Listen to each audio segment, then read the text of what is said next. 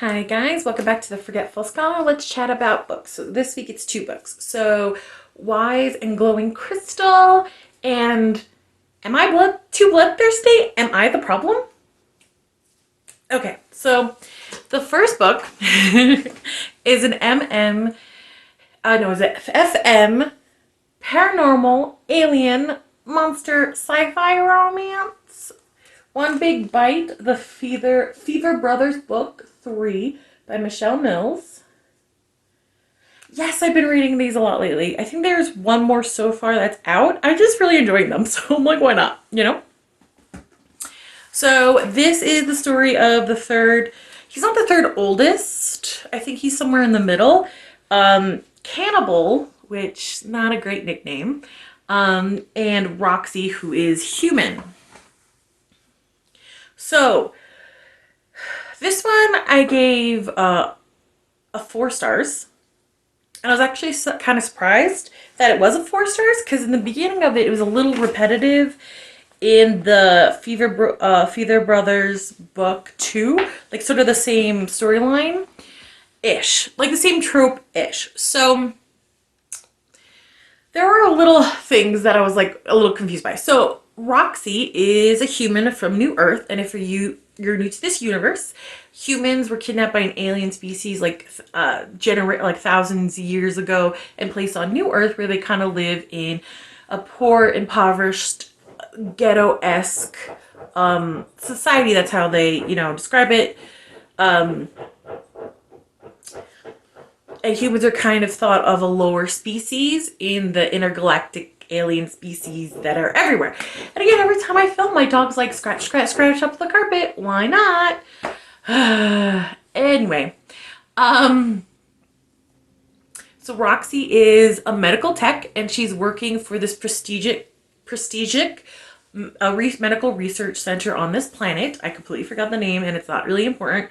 She works under a very famous human named Petrov, and she's really excited. Like, Petrov is sort of like her hero. He grew up in New Singapore as well on New Earth, and like he's working to make medicine more accessible for poor planets. So right off the bat, we're told Roxy is materialistic, which I was a little confused by with the character she showed throughout the book. Like, she's hiding out in a cave. Her nails have to match her feet, who have to match her earrings and her lipstick. But then it goes off, and then it goes into sort of like a flashback that she got into living in an abandoned mine, where we find out she's from a poor New Earth, poor region. Her mother died of cancer, which apparently is completely curable in these other planets. That is like unnecessary. That was like basic medical care. So she became a med tech under Petrov, who is her hero, because she wants to make sure that other planets all have accessible healthcare and stuff like that. So I was like, okay, she's got some depth. She's not only about fashion. There's stuff going on there. I'm liking it. She's feisty. I'm liking it. So another species is introduced into this mythos called the Lurks, and apparently they take over the planet where the research center is in, and they're after Petrov's serum, because it turns out they're not making a portable med lab like she thought. They're actually making nanites that work as a portable med lab. You know what I mean? So to sneak it out of the Lurks, he injects his daughter with a powerful version of the serum, and injects Roxy with a lesser powerful part of the serum, so they could sneak it out. And everything was done with consent. You know what I mean? Which I appreciated. She gets the Lurks don't know that she has it in her, so she's able to escape to Omega 9 with the rest of the research center. She's supposed to go to the headquarters of IHO, which is like I just kind of felt like it was just like headquarters for healthcare in this universe. You know what I mean? They get word that Petrov was killed by the Lurks. Him and his daughter were killed. I don't know. I think like his daughter would be an interesting lead for one of this writer's books, like an interesting female lead. So I'm kind of like, maybe they're probably not dead. So anyway, everyone thinks they are, and this book, reading it, they're dead. I just think that they're gonna pop up later on, but I'm probably wrong. Anyway, and one of the glowing crystals that we've been introduced with the Fever Brothers that sort of have a empathic link with the Fever Brothers to help mine, and it's like cold fusion, like unlimited cold fusion, things like that. They, as this person is just transporting a haul of those crystals, they basically talk to her, tell her to, well, more like images, I guess. Tell her to go to Timber, where the mining colony and the Fever Brothers are. Go to this cavern, you'll be safe there. And this happens to be a cavern right next to where the Fever Brothers are working. So she gets there, and getting there, she sold all her material things, all of it. Every last thing to get there. So again, I was kind of struck by the difference between the Roxys we were shown in the first page and this Roxy that is like, I'm going to save people, I'm going to go follow this glowing rock is telling me to do, and I'm going to do it full force, I'm going to do it with bravery and moxie, I'm not going to look back. And for me, I guess that was very at odds with sort of this materialistic person the writer was trying to portray. And like, it doesn't go back to her being materialistic at all, but it doesn't seem like a natural progression from being materialistic to caring about other people, because it seems like Roxy always did. Especially since her working for the med lab and escaping to protect the formula is a flashback to her already in the abandoned cave, like thinking hard, like, oh my gosh, if my friends from university could see my state of my nails now. So it was such a weird kind of thing. And it is a point during the story that Roxy is of African American descent. She has very beautiful dark skin, and for the, I always forget how to pronounce Exlons, darker skin pigment is called royal pigment, and they're sort of the upper class. Okay. So when she gets there, everyone's super nice to her because she's of royal pigment, even though she's human. And the rocks all really like her. So they're like, oh, she won't disturb production, so it's fine. She escapes the guards and hides out in the cavern right next to the Fever Brothers. And she's starving, because of course. So she steals Cannibal's food, specifically his food, because she was watching them from the cavern, and she, thinks he has got a nice ass. So she steals his food. I'm like, okay. It's not stated, but like as a reader, I was like, oh, because he always brings a lot of food, so I guess that's why, but they don't state that. He gets furious, thinks his brothers are stealing his food, gets really territorial about it. And the thing about Cannibal, I hate his nickname, by the way, but the thing about Cannibal is he shows that he cares for his brothers through cooking. So he cooks all the meals. Even his older brother that moved out with his mate, he always still cooks lunch for him. When his brother's mates are pregnant, he makes extra nutritious meals for them. Him and his other sister-in-law from book 2 bonded because she wanted to help in the kitchen. So like for him, cooking is showing love. And as someone who is Hispanic, I totally get that. That is a huge thing in our culture, so I understand. Still hate your nickname, but I get it. So he's furious someone stole his food, and then the rocks kind of lead him to where she is. He smells her because these Fever Brothers are different from the other of their race, where the others of the race have to touch to see compatibility. They can smell it, so he knows this is his mate. So he's instantly attracted, she's instantly attracted, but like what I love about this author, they might be insta-lust, but something outwardly of the couple make sure that they don't just boing. So for me, I feel like they're building a romantic connection on top of a sexual connection, so I really do like that. I'm not a big fan of insta-lust. You guys know this. So, because people are trying to kill her, which really makes me think of book 2. She's hiding out because someone's trying to kill her.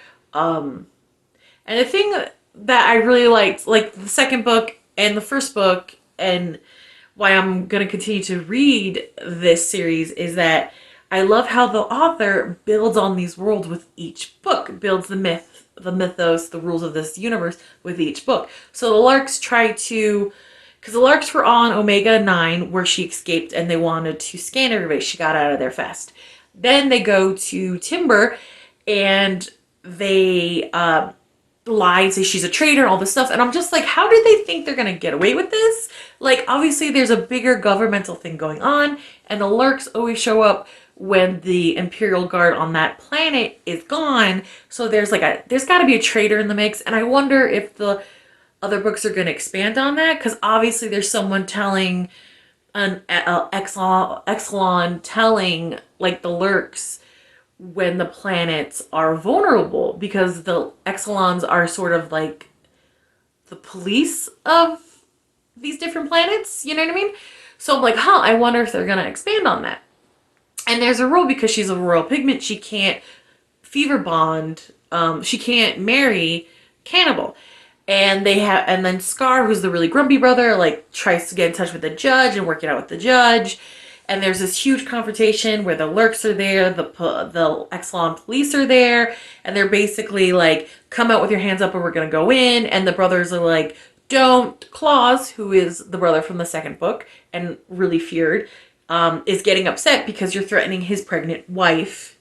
And then they all kind of stand down like, can you please come out now? Which I thought was kind of funny, because we did see Claus fight in the last book. Finally, we saw some action in the last book. So we do get his badass, but that was, I don't know, I thought that was kind of endearing a little bit. So they come out. The Lurks are lying, saying that she's a traitor. You know, Cannibal's like, screw you, she's my mate. The judge is like, yes, since she's a human, the royal pigment, not being allowed to marry those are of lighter pigment doesn't count, so they're married. Roxy wants justice for Petrov's death, and then we're left with the Lurks looking nervous because the judge is like, yeah, we're gonna investigate, you know? So I'm like, okay, cool. So it's a nice ending. I also think that this mating ritual, when it happened, was weirdly timed, because literally when they're being invaded, and he like fell down a shaft getting her to safety, so his like a bone is protruding from his leg. But man, they have to fuck, like, right? Because they accidentally touch hands, and he's got a boner, they gotta fuck. So that was just like, that is like weirdly timed, like just weirdly timed. You know, I feel like their mating could have been done after the invading, and like the Lurks are gonna be put on, like, you know what I mean? It could have been done then.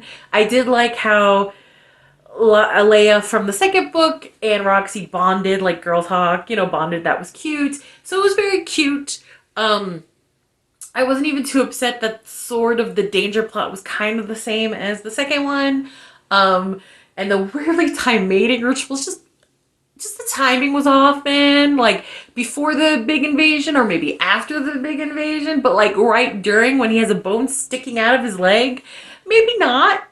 Maybe not. That was a little weird. I did like their conversations, getting to know each other in the underground pool with, like, I love the set of it. I could just see it so clear in my mind, and I thought they were really sweet. I loved Roxy's character, especially the one that we saw on the page, the brave, you know, she was brave, she was selfless, but she's still afraid. Cause like being brave, I'm tired of like a lot of heroes, they're not afraid of anything, so they're so brave. That's not, I never equated that with brave. I always equated that with being stupid. Like, yeah, like it's not, like, not having fear is not being brave. That's like sociopathic. Everybody feels fear, but doing the thing despite the fear is what makes you brave. So she was still afraid, but she still did it. So I really, really liked Roxy. I think she's one of my favorite of the females in the Fever Brothers universe right now. I just really loved her personality. Again, completely on odds what you think we're gonna get with her personality in like the first page. So like, pay no attention to that, because the Roxy we've seen in it is so much more interesting and compelling, you know? Had a lot more depth. At least I thought so. Okay. Talking so much about that. my Kindle shut off. Okay, so the second book is With Love, J.L. Langley. And this is like weirdly timed Valentine's Day novella from like 2 years ago. I didn't realize that, but since February is coming up pretty quickly, so I'm like, oh, look at that. This is an MM paranormal romance. And this one, I don't even remember what rating I gave it. This one is another 4 stars because at the end of the day, I did like the story. There were some things that I were like, what? So this one is, am I too bloodthirsty? Am I the problem? And I was literally asking myself this when I finished this book. And usually when I ask myself if I am the problem, 9 times out of 10, yes, I am. But this time, I don't think so. So, basically, the two leads are Devlin, which I love that name, and Lane. So Devlin and Lane are both werewolves. And Devlin is moving to this tiny town called Asheville, and they really like it, but he has to talk to the local pack to see if him and his business partner, best friend Cole, and Cole's wife can move there, like, safely. I guess it's like a wolf kind of thing. So they come up, he comes there to the meeting, and the local alpha, Victor, and his goons, his 4 beta goons that I don't remember their names and it's not really important, are beating up on Lane, who is the pack Omega, and basically is about to gang rape him. Trigger warning, there is no actual R word, but there's some close calls. So just let you know. Dev steps in, stops it, beats the crap out of them, except Victor, who didn't fight, saves Lane. Lane is passed out because he was beaten up, takes him to his hotel to heal, and he smells that this is his mate, like insta-lust. And guys, I don't like insta-lust, and there's nothing external to kind of slow them down. The moment Lane woke up, they mated. And oh boy, did they mated. And I'm just like, okay, they're werewolves. I get it. And this is a short novella, like 95 pages. Okay, this is probably just like a throwaway Valentine's Day thing. The author probably didn't give a lot of thought to it. I was just like, almost ganged R word. I would feel like he would have a lot of feelings about that. But he kind of woke up and like, ooh, my mate's gorgeous. And they did it. And I was like, oh, okay, no trauma, no like, and you don't even have to go big with it. Like even him just flinching when he first woke up would have been enough for me. Because again, this is a short throwaway novella kind of a thing. It didn't seem, sometimes you could tell when a writer's really into their story. And sometimes you could tell when they're sort of like half out of it. And I don't know if that's true, but it didn't seem like the author was really into the story. Didn't have fun writing it, I guess. Anyway. Now, why is it 4 stars? Because I liked Lane as a character. It was a different character. He was pretty adorable. He was very clumsy. He was very upbeat, very optimistic. Like, he always saw the brighter side of things. I liked that. There were some points where I thought he was really funny. There were some points that I thought they were trying to force, isn't this hilarious? Down my throat. And comedy is very subjective. So if you read this and you thought some of the parts that I didn't laugh at were funny, totally valid. You know what I mean? Just wasn't my type of humor. I just liked that Lane was a different kind of love interest. I think I actually give this 3 stars, not 4 stars now that I'm really thinking about it. Yeah. So they built up Victor to be this big threat, right? So apparently Victor has been after Lane to like be with Lane for a while. And then escalating, right? To the point where, like, Victor corners Lane into a public restroom to try to R-word him. Is stopped by Cole, and then Dev's like, that's it, we gotta take care of this guy. I'm like, that's it? You've had to take care of this guy for a while, okay? You even said in the last chapter that guys like Vincent don't stop until, like, they're forced to stop or someone dies. So, like, you already know something's gonna happen, right? And Victor kidnaps Lane's grandmother, to like, so like, oh, I'll give you the grandma if you give me Lane kind of thing. I don't think he knows that Lane is Dev's mate, and Dev's like a super powerful wolf. Ooh, which also was a little okay, a little. Sometimes that can be a little annoying. But I did like Dev's character. He wasn't like the typical brooding. He was more of on the quiet side, but he laughs a lot in this book, and Lane makes him laugh a lot. So I think their relationship, even though it was insta lust, if you put that aside, it was very sweet, and that's pretty much why it has 3 stars, because that's very sweet. And this author, some of my favorite romance novels are from this author, so it's not like I'm hating on this author. This one just didn't like hit for me, you know what I mean? There's just too much. Well, basically Vincent, because the author built up Vincent to be a real threat, and like I felt like he was a real threat. And, I really was looking forward to him, being horribly murdered. And that did not happen. So I am bummed about it. That's why after I read this, I'm like, am I the problem? No, no, no.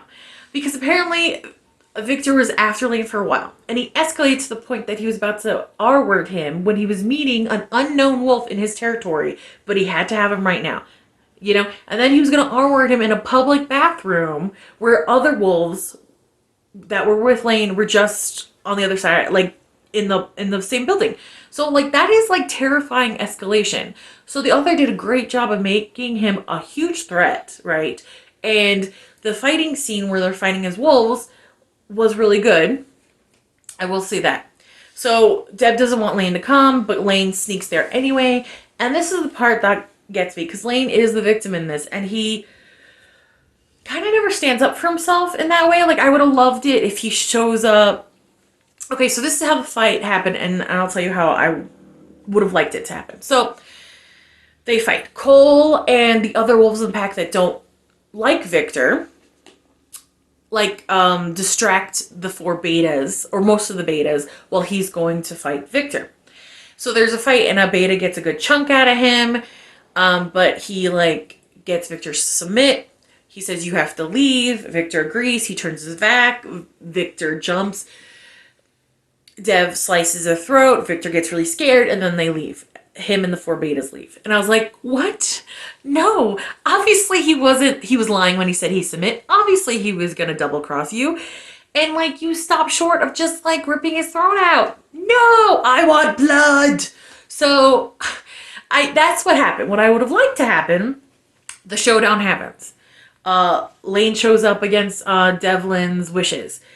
When Devlin is bitten in the back by the beta, it would have been great if Lane took that beta out, just to show that like he got his own power back, or maybe swiped at Victor's hind legs to get Victor to fall over, because Victor cheated in having more people fight, so Devlin would still be in the moral high ground in this, you know what I mean? And then Devlin killing him. And if you didn't want like a dead body that they had to deal with, maybe when you're killed as a wolf, you stay as a wolf. You know what I mean? Because like, he was an escalating threat. Like, that you even said, like, there's no way he was going to stop unless someone like stopped him or killed him. And I don't think fear would stop him, because he's shown in that fight 2 seconds ago that he don't give a shit. He'll try to attack you from behind. And then we get like a year in the future epilogue where they're good, they're happy, woohoo. And I'm like, you did a great job of making Victor a real threat. For the reader, for the main character, he felt like a real threat. And then you did a piss poor job of ending that threat. That's why when I finished reading it, I was like, am I too bloodthirsty? Am I the problem? And normally, like I said, I would say, yes, I am the problem. But this time, no. I am not the problem. This author did an amazing job writing a threat that I wanted dead. Okay. I think that's enough for today. I don't want to, but it's time for me to get back to the real world. Like, comment, subscribe, and I'll see you later. Bye.